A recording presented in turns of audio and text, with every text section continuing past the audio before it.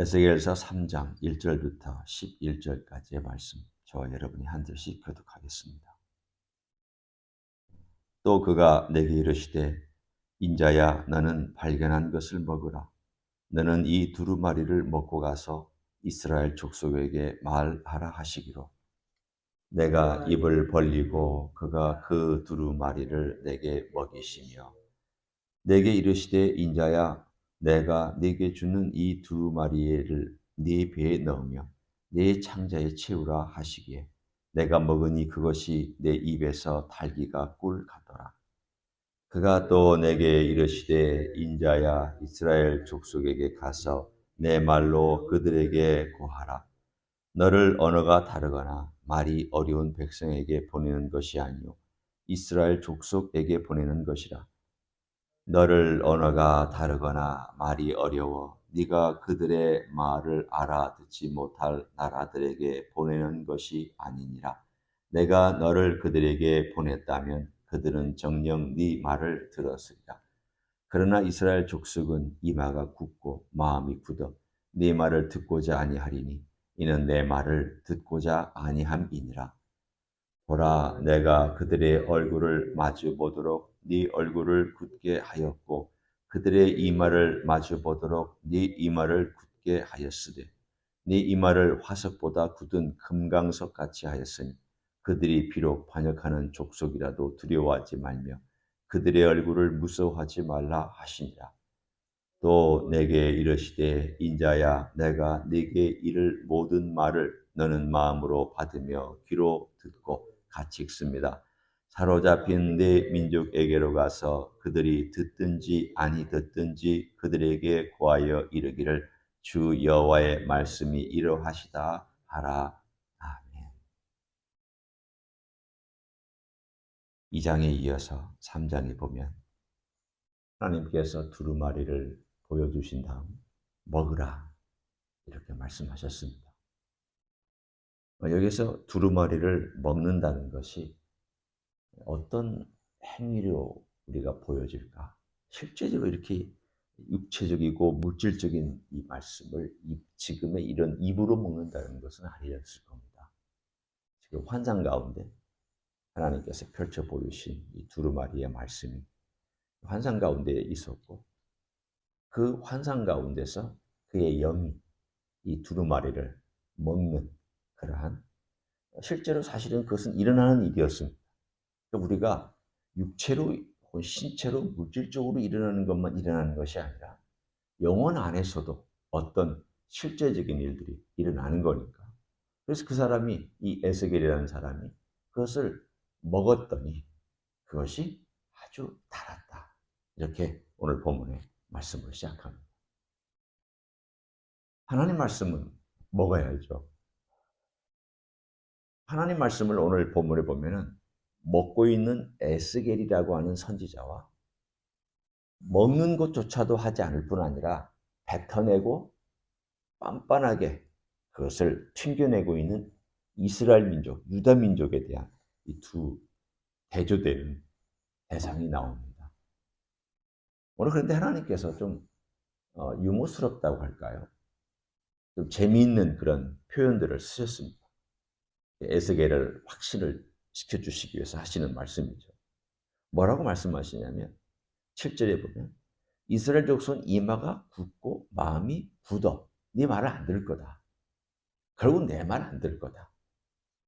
그런데 8절에 보면 그 얼굴에 대하여서 내가 네 얼굴을 굳게 했다. 다른 말로 하면 네 얼굴을 빤빤하게 만들었다. 그 뜻입니다. 말의 유의가 지금 있습니다. 그들이 빤빤하고 그들이 얼굴이 굳고 그들이 마음에 굳고 그렇게 행하는 것에 대해서 내가 너도 얼굴을 굳게 만들어주고 마음도 강하게 만들어줄 것이다. 그러니까 하나님께서 지금 이들과 일종의 싸움이라고 해야 될까요? 아니면 갈등이라고 해야 될까요? 전쟁이라고 해야 될까요? 이들과 사실은 어떤 의미로 보면은 이 대하여서 결국 싸워야 되는, 메신저로서의 싸워야 되는 그가 주눅이 들까 봐, 힘들어 할까 봐 하나님께서 그들의 얼굴이 굳으면 내가 너 얼굴 굳게 해주겠다. 그들의 마음이 강팍하면 너는 강하게 내가 만들어주겠다. 그리고 또 비유로 이렇게 말씀하셨습니다. 9절에 보면 내 이마를 화석보다 굳은 금강석같이 하였다. 화석은 부싯돌입니다. 그들이 돌처럼 부싯돌처럼 내 말을 안 받아들이고 그 마음이 그렇게 딱딱하게 할 때 내가 네 마음은 다이아몬드로 만들어 줄 것이다. 그러니 네 마음은 그 부싯돌을 능히 이길 수 있는 그러한 금강석 같은 돌로만 내가 만들어 주어서 내가 너와 함께하고 내가 너를 지켜줄 테니까 걱정하지 말고 나가서 그들에게 내가 전해준 말 그대로 전해라. 오늘 하나님께서 예레미야에게 주셨던 말씀하고 비슷하게 에스겔에게도 주고 있습니다. 왜 그럴까? 그 시대가 하나님 말씀을 안 받아들이는 세대였습니다. 세대마다 특징이 있는 것 같습니다. 어떤 세대는 말씀을 좀 잘 받아들이는 세대가 있고 또 어떤 세대는 말씀을 안 받아들이는 그런 세대가 있습니다. 어떤 세대는 하나님의 부흥을 경험하는 세대가 있고 어떤 세대는 그 부흥의 끝자락에서 미끄러 내려와서 힘들고 어려운 것을 경험하는 세대가 있습니다. 지금 우리가 살고 있는 이 세대가 어떤 세대일까? 제가 정확하게 판단하기는 쉽지 않지만 부흥의 끝자락에 있는 세대처럼 느껴집니다. 한국도 그렇고 미국도 그렇습니다. 많은 것들이 무너져 내리지만 동시에 또 어딘가에 보면은 열심히 하나님을 찬양하고 예배하는 젊은이들이 모여있고 그 뜨거운 열기로 하나님 아버지 앞에 자기의 삶을 드리고자 하는 그런 사람들이 모여 있습니다. 그러나 전반적으로 볼 때 선교사들이 말하기를 옛날 같지 않다. 젊은이들이 선교 헌신을 안 한다. 제가 한 측면을 얘기합니다. 옛날에는 젊은 사람들이 하나님 아버지 앞에 자기 삶을 드리려고 많이 헌신했습니다. 그래도 뭔가 그게 어떤 배경을 가지던 대학을 나갔던 대학을 나오지 않았던 또는 직업을 가지고 있던 직업이 없던 뭔가 하나님께 헌신한 사람들이 많이 나왔는데 요즘은 그런 사람들이 훈련받는 젊은이가 없다라는 거예요. 선교 센터마다 우리가 속해 있는 이 CNAM의 교단에도 선교사를 훈련하는 나약 세미나리가 뉴욕에 있었습니다. 나약 세미나리 없어졌습니다. 왜 없어졌느냐? 공부하러 온 사람이 없습니다. 공부하러 온 젊은이가 없습니다.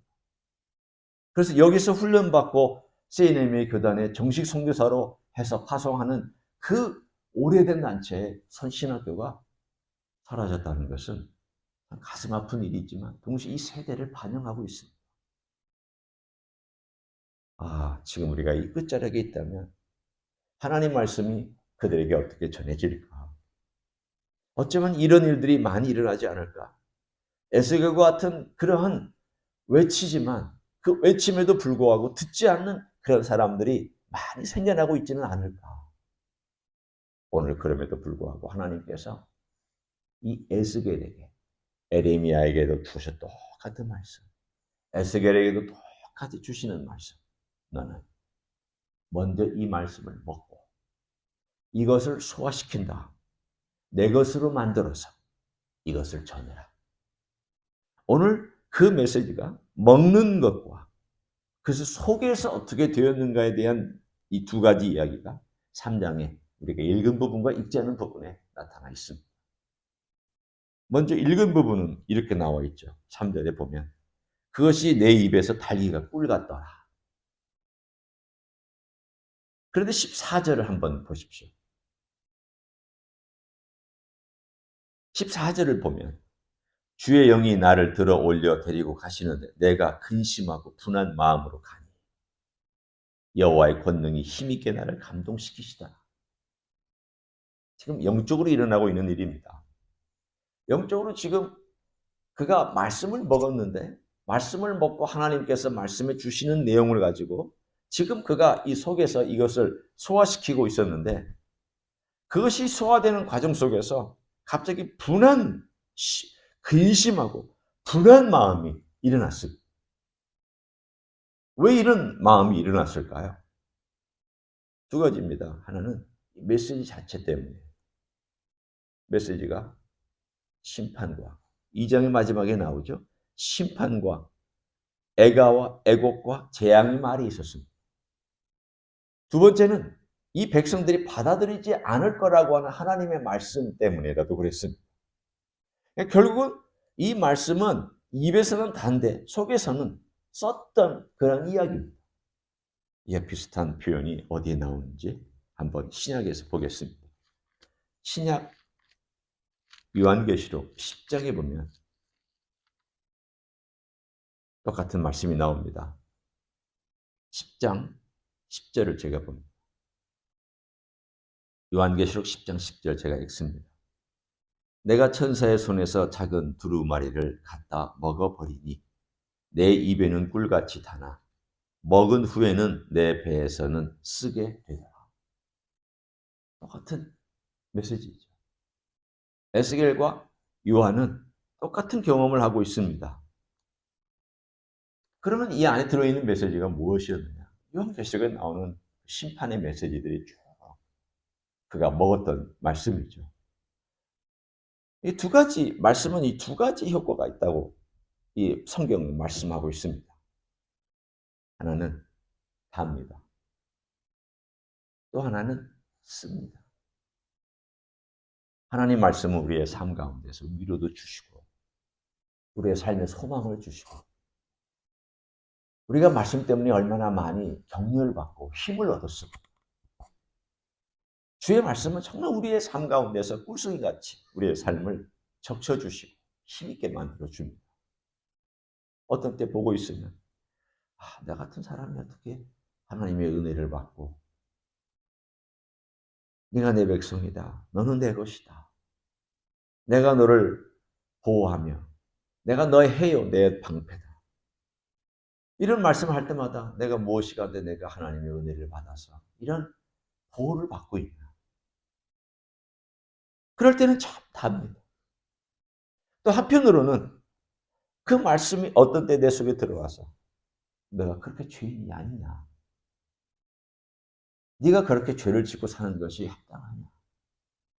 너는 왜 여전히 아직도 그 부분이 다시 또 이렇게 쉽게 옛날로 돌아가느냐. 그래요. 어떤 때는 그렇습니다. 하나님 앞에서 그 문제를 놓고 기도하고 그 문제 때문에 갈등하고 고민하고 그래서 시간이 지나서 그것이 좀 뜸해지면 언뜻 제가 생각할 때 이제 좀 고쳐졌나 보다. 그런 생각을 해요. 그런데 좀 시간이 지나서 그렇게 고쳐졌나 보다 생각하는 그 순간에 비슷한 상황이 되면 나도 모르게 금세 돌아가서 또 똑같이 행동하고 있는 제 모습을 보면 아직도 또 뭐라구나. 아직도 나는 또 이런 부분에서 주님의 도움이 필요한 인생이구나. 예, 주의 말씀은 내 삶 가운데서 그래도 주의 말씀이 계속 말씀해 주시니까 계속 도전해 주시니까 쓰죠. 앞에서 나를 좀 아프게 합니다. 어떨 때는 제 모습을 보면서 실망하고 좌절하기도 합니다. 쓴 역할을 합니다. 결국은 하나님 말씀은 우리의 삶 속에서 쓰기도 하고 달기도 하고 달기도 하고 쓰기도 하고 결국 먹어야 되는데 먹어야 이게 단맛도 나고 쓴맛도 나는데 안 먹으면은 아무 효력이 없습니다. 에스겔도 먹었기 때문에 이것이 단맛도 되고 분한 마음도 생기고 쓸쓸한 마음도 생기고 근심하는 마음도 생기고 그리고 어쩔 줄 모르는 마음도 생기고 그렇지만 결국은 이 모든 것들을 누가 역사해 주시느냐? 거기에 해답이 있습니다. 뭐라고 하나님께서 말씀하셨냐면 14절에 여호와의 권능이 힘있게 나를 감동시키시더라. 결국은 내가 쓴맛이 나든 단맛이 나든 내 삶 가운데서 내 삶에 감동을 주시는 성령께서 감동을 주셔서 잘못된 거 있으면 고쳐가야죠. 우리 하나님의 은혜가 있으면 감동받고 그것 때문에 일어서서 찬양할 수 있어야죠. 결국은 하나님 말씀이 내 안에 들어오면 그 말씀이 나를 힘있게 만들어주는 역사가 일어날 줄로 믿습니다. 왜? 그 말씀이 내게 씹고 있으면 성령께서 그 말씀을 가지고 내 안에서 나도 알지 못하는 능력과 감동과 힘과 지혜를 허락해 주시기 때문입니다. 에스겔도 먼저 그것을 경험해야만 했습니다. 사역자가 경험하지 않은 것을 전하지 않을 수가 없죠. 에스겔도 경험하지 않은 것을 전하지 않을 수 없었습니다. 몸으로 체험하고 있었습니다. 아, 그렇구나. 이걸 먹고 내 것으로 만들어서 이들에게 내 마음의 전심을 담아 전해야 되겠구나. 예레미야도 그렇고 에스겔도 그렇고 이사야도 그렇고 하나님이란 사람들은 결국 자기들이 먹고 자기들 안에 소화시켜서 자기들의 하나님의 말씀이지만 자기의 말. 그러나 자기의 말이지만 내 인간이 만들어낸 말이 아니라 하나님의 말씀으로 그렇게 전했습니다. 파수꾼의 역할이 그것입니다. 물론 파수꾼 그러면 여러분 생각하실 때 목회자를 먼저 생각하시겠지만 네, 목회자 파수꾼입니다. 그러나 파수꾼의 역할은 다 우리가 하고 있습니다. 우리도 개인적으로 만나는 사람에게 혹은 상처받은 사람에게 혹은 교회 생활에서 멀어진 사람에게 파수꾼 역할을 하고 있잖아요. 뭐라고 파수꾼 합니까? 너 전해라. 너 먹었지? 말씀 먹었지? 너 말씀 소화시켰지? 너 경험했지? 그러면 너도 가서 그 말씀 그대로 지금 세상으로 나가 있는 사람, 내 말을 듣든지 아니 듣든지 들어야 될 사람 전해야 돼. 오늘 그 얘기를 하나님께서 뒤에 가서 해주셨어요. 16절부터 뒤에 가면 너 파수꾼의 역할을 해야 된다. 17절에 그런 말씀하셨죠. 인자야, 내가 너를 이스라엘 족속의 파수꾼으로 세웠으니 너는 내 입의 말을 듣고 나를 대신하여 그들을 깨우치라. 그들이 깨우침을 받고 안 받고는 네 책임 아니다. 너는 깨우치기만 하면 돼. 너는 전하기만 하면 돼. 파수꾼이 하는 일이 무엇입니까? 졸지 않는 거죠. 지켜보고 있다가 침묵하고 있다가 언제 울려야 됩니까? 적들이 오거나 위험한 신호가 오면 불어줘야 됩니다. 나팔을 불든지 뭘 불어야 돼요. 항상 말하라고 한 건 아닙니다. 깨우쳐야 될 때, 하나님께서 하라 하실 때. 그러나 우리에게는 사실 하나님 아버지 앞에서 내가 말씀을 먹고 이 말씀대로 내가 산다면 나만 사는 것이 아니라 깨우쳐야 할 책임을 우리 모두는 다 갖고 있다는 뜻입니다. 오늘 우리 하나님 앞에서 기도하는 것도 누군가를 위해서 기도해 주는 것도 그 사람을 깨우치기 위한 일이고 내가 그 사람에게 너 정말 이렇게 살아야 되겠냐 라고 말하는 것도 깨우치는 일이고 신앙에 살다가 시험받아서 어려워하는 사람에게 잘 위로해서 돌아오게 만드는 것도 깨우치는 일. 깨우치는 여러 가지 방법과 여러 대상들이 우리 주변에 있을 때 우리가 주님의 마음을 가지고 말씀을 먹으면 주님의 마음이 생기잖아요. 내가 먼저 주님의 마음, 주님의 생각, 주님의 어떤 그 뜻이 내 안에 담겨 있으면 그것을 뭔가 어떻게든 전하게 되잖아요. 그런 삶을 오늘 하루도 그리고 우리의 남은 생애 동안에 살기를 오늘 주님 앞에 구하는 여러분 되시기를 예수님의 이름으로 간절히 축원합니다. 기도하겠습니다. 하나님 고맙습니다. 에스겔도 체험해야만 했습니다. 에스겔도 먹고 그 말씀이 단 것과 그 말씀이 쓴 것을 직접 경험해 봐야만 했습니다. 자기 안에 소화된 것을 그는 전해야 했고 그것은 에스겔의 말이지만 하나님의 말씀이었고 하나님의 말씀이면서도 에스겔에 전하는 말이었습니다. 주님, 그는 파수꾼의 역할을 하도록 부름받았고 우리도 똑같이 이 세대에 파수꾼의 역할을 하도록 부름받은 줄로 믿습니다. 오 주님, 우리가 어떻게 파수꾼의 삶을 살아야 할까 알려주십시오. 주님, 내가 파수꾼으로서 알려야 될 대상이 누군지 보게 해 주십시오. 그리고 그 일을 할 수 있도록 은혜를 베풀어 주십시오. 말씀으로 강력하게 감동시켜 주시기를 원합니다.